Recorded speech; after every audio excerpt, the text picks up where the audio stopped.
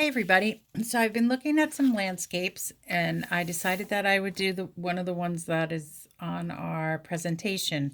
I'm going to do the one that has the little lighthouse and the sandy path.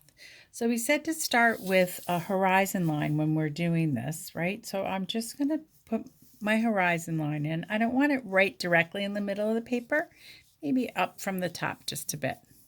So there's my horizon line. And then I know that there's a path that comes from the top of that hill.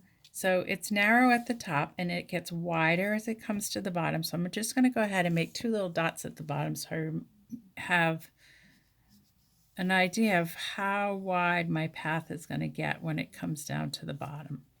So I'll go ahead and draw these lines a little bit darker so that you can see them. So this would be my path coming down.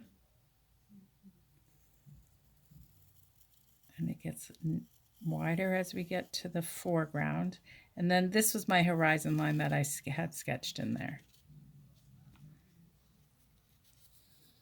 And it's not quite a straight line. There's a little bit of a wave to it. And then these were bushes. And then from that, the top of my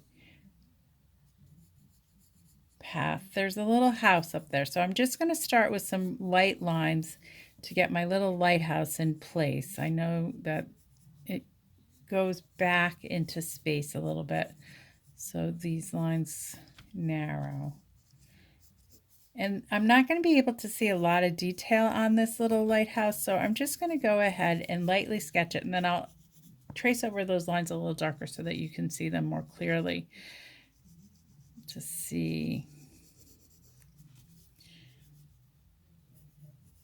the shapes that I'm drawing. All right, so this would be the tower of the lighthouse, and then this is where the light is, and then there's that round thing that comes around, and then the face of it is where